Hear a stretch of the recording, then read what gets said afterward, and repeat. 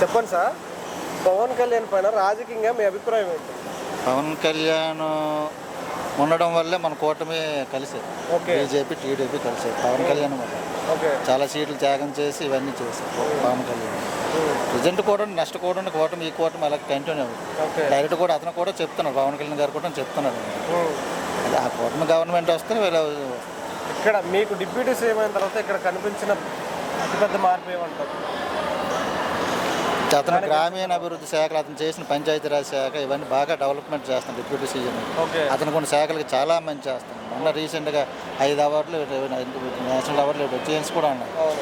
చాలా బాగుంది, అతని పరిపాలన చాలా బాగుంది. మరేంటి మొన్న జూన్ 2 రోజు తెలంగాణలో ప్రెస్ మీట్ పెట్టారు. ప్రెస్ మీట్ బహిరంగంగా పెట్టడానికి ఆయనకి పర్మిషన్ కూడా ఇవ్వలేదు. ఇవ్వాలి, యాక్చువల్ అయితే ఆ గవర్నమెంట్ ఇవ్వాల్సింది. కాకపోతే ఎవరెవరు చెప్పిన మాటలు ప్రజలు కావాలనే కోరుకుంటున్నారు. అక్కడ పవన్ కళ్యాణ్ గారు ప్రజలు రెచ్చగొట్టడానికి తప్ప ప్రజలు ప్రజలు రెచ్చగొట్టట్లేదు, ఆ నాయకులే రెచ్చగొడతారు.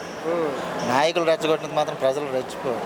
ఆ రోజు ప్రెస్ మీట్ 2000 మందితో మామూలు చేసుకుంటే సింపుల్గా అయిపోయింది. అక్కడ కాంగ్రెస్ ఎమ్మెల్యేలు వివిధ రకాల కామెంట్స్ చేస్తున్నారంట, ఆయన బెదిరిస్తున్నారు. కామెంట్ చేసినా కాకపోతే అది నాయకులు అదే అంటున్నా, ప్రజలు ఇవన్నీ చూస్తారన్నమాట. నాయకులు ఏదైనా ఉన్నా ప్రజలు మాత్రం చూస్తారు. అక్కడ కూడా ఉన్న జనసేనకి పర్వాలేదు, మేము మంచి వెల్కమ్.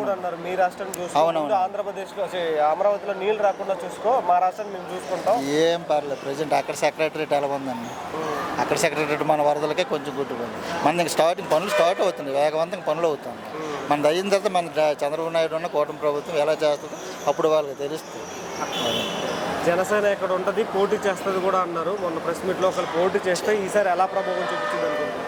జనసేన పోటీ చేస్తుంది. అక్కడ కూడా రేపు పవన్ కళ్యాణ్ గారు ఏంటన్నారంటే, మా నాయకులకి ఇక్కడ ఛాన్స్ ఇస్తాను కానీ నేను పెద్ద చేయను, మా నాయకులు రమ్మంటే నేను వస్తాను, తిరుగుతాను, కాబట్టి మా నాయకులు ఎక్కడ చేస్తాను. ఒక మాట అన్నారు, ప్రాంతీయ భేదం ఉగ్రవాదం కంటే ప్రమాదకరం అన్నారు. దానికి కేటీఆర్ గారు ఇచ్చారు, వినే ఉంటారు. కుల మతాలను రెచ్చగొట్టే వీళ్ళందరూ రాజకీయాలు చేస్తారు. అవి పవన్ కళ్యాణ్ గారు అదే సనాతన ధర్మం బట్టి అతను ఎప్పుడు అలాగే విధంగా ఉండరు అన్నమాట. వీరు ఎంతమంది అన్నా అతనికి మాత్రం ఏటి ఫరక్ పడదు. ఓకే. ఓకే సార్, అంటే ఇంకొక మాట కూడా అన్నారు, ఏమంటే బీజేపీ దగ్గర డబ్బులు తీసుకొని నువ్వు తెలంగాణ నాశనాన్ని కోరుకుంటున్నావు అని పొన్నం ప్రభాకర్ రావు గారు ఈ అనిరుద్ధ రెడ్డి ఆ నాయకులు మాట్లాడిన మాటలకి వేరే మాటలు ఆడుతారండి. డబ్బులు తీసుకున్నారా, అది ఎందుకండి పవన్ కళ్యాణ్ ఎంతో డబ్బులు ఖర్చు అంత డబ్బులు ఖర్చు పెట్టేస్తాను. మాది యాక్చువల్లీ పోటీ చేస్తే ఎలా ఉంటుంది అనుకుంటున్నాను అక్కడ తెలంగాణలో పోటీ చేస్తే ప్రభుత్వం అయితే రాదు కానీ చాలా డిఫరెన్స్ వస్తుంది, ఓట్ బ్యాంక్ చాలా డిఫరెన్స్. ఓకే సార్, ఓవరాల్గా పవన్ కళ్యాణ్ గారి గురించి ఒక్క మాటలో చెప్పాలంటే గ్రేట్ లీడర్.